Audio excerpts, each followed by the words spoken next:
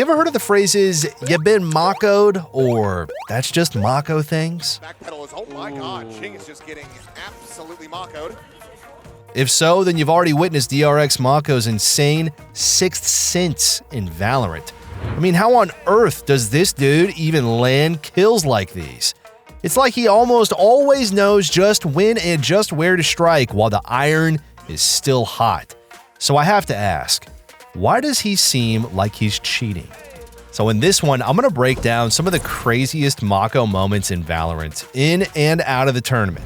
Now, if you're not familiar with Mako and his playstyle, he's the resident controller of DRX. On top of being a dedicated controller, he's also an absolute magician at finding targets through smokes and walls. Exhibit A. Maybe it would be a good choice here, but whatever. Oh, what in the... Mako. Look at how precise that spam is, man. There was absolutely no guarantee that someone could be in that spot. However, given the activation of Viper's wall, Mako's spidey sense started to tingle a little bit.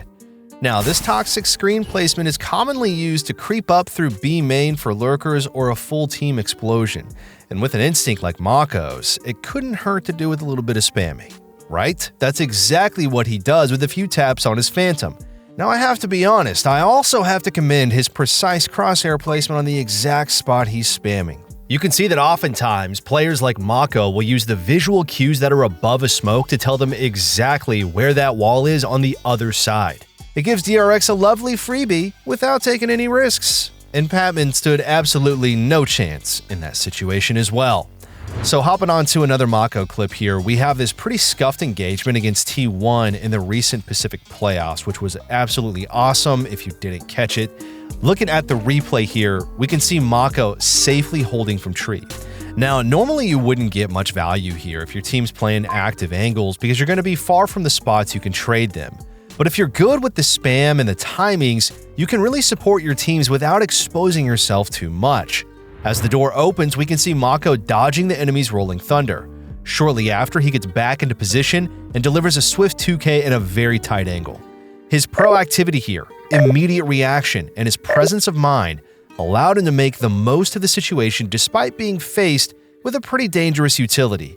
Now, as for his third kill, no biggie, man. Just a share of spam off the minimap info he gained from his teammate on the baby door. Apart from knowing where enemies could possibly be hiding, Mako is also insane with responding to minimap info. Therefore, he claims a safe trade with just a few deagle shots on the wall. And finally, we're going to head to the also recent Asian Champions League, where DRX faced XLG. In this Icebox highlight that we cut out, it's not mainly about smoke spamming or wall banging, but rather about knowing where the enemy could be scaling and hitting the nail right on that head. So we're looking at a quick rotation from XLG as they just lost 2 heads early on from an A push attempt. Now, unfortunately for them, Mako is the B anchor that they wish they had never run into. Mako was well prepared with a default one-way on B main. With XLG activating their own toxic screen, Mako plays it risky by peeking close to it despite the decay. This likely caught XLG off guard as Mako claimed the first set of legs that tried to peek the one-way. Then, with much discipline I might add, he tucks behind the toxic screen and waits for another opportunity to strike. And as he repositions, try to observe where he's pre-aiming here. His crosshair acts as if it's magnetized to that nearest enemy in danger. And as the toxic screen dropped, so did Martin. Then Coconut. All Mako had to do was trust his read on the enemy's movements and rely on his precise crosshair placement. It's just Mako, man, doing Mako things. And as a lovely cherry on the top here, DRX actually won the entire tournament, with PRX as their last opponent to the trophy in Grand Prize.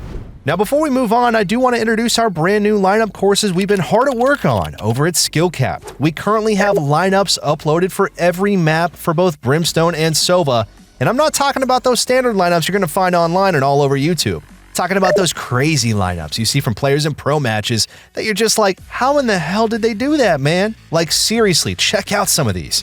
That's right, man. We did all the work of compiling all the best lineups that all the pro players use into convenient courses so that you can have darts and mollies that are guaranteed to win rounds. Both our Sova and Brimstone course includes lineups for all maps to make sure that you're never left feeling like you got nothing up your sleeve. Now, these courses are kind of a test run for us to see if you guys really enjoy this kind of stuff, so do be sure to let us know in the comments on the courses what you guys think.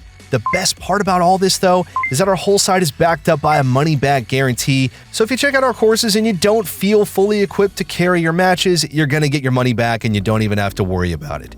You've got nothing to lose and everything to gain. Be sure to check it out using the link in the description below. So, how exactly does Mako do these things? Now, apart from having consistent, precise crosshair placement, which is ridiculous, Mako does a lot of VOD reviews, as mentioned by the Shoutcaster in their match against PRX. Now, what do VOD reviews have to do with getting kills like you have absolute wall hacks, though? Well, it's generally knowing where people could be and when to potentially catch a timing. VOD reviews act as kind of a free source material that allows you to study the ins and outs of the game and how players move around the map, their positioning tendencies, their nuances, and many other observable behaviors and patterns.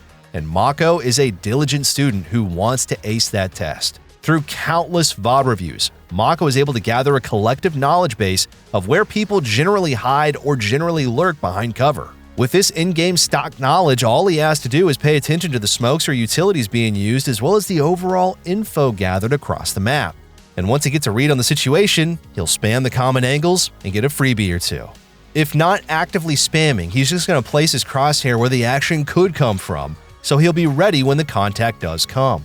And just like that, his team gains an easy man advantage without any risks or exhausted resources. Now, the reason why this makes perfect sense for a pro player like Mako is his designated role, controller. Controllers are the best or most ideal candidates when it comes to spamming blindly or playing around smokes. And generally, controllers prefer working with a phantom to avoid revealing their tracers when shooting or spamming. Mako definitely has this list checked out, and if you combine that with his eagerness to study the enemy's patterns through VOD reviews, you're going to get a pro player who seems literally like he's cheating. But in all honesty, you could get the same results if you adapt to his training style. However, just don't think that translates as easily if you compare pro player to ranked matches.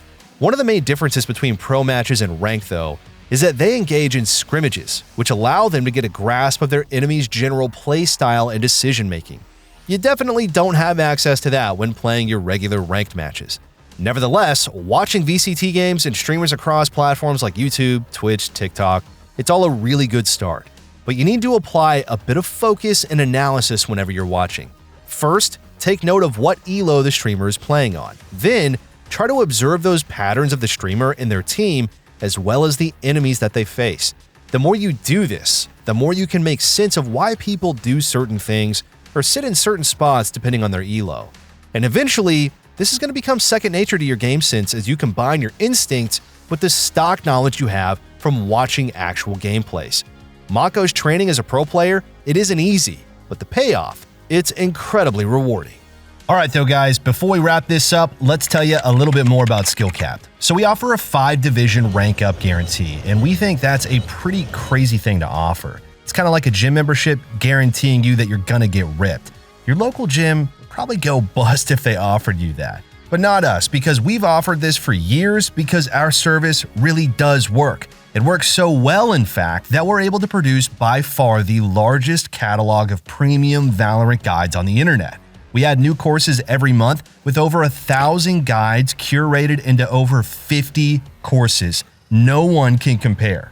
We also have a direct line of communication with subscribers in our Discord so that you can get connected immediately to some of the best players in the game who will respond to every question you ask. Sign up today for as little as $6.99 a month if you're serious about improving your game.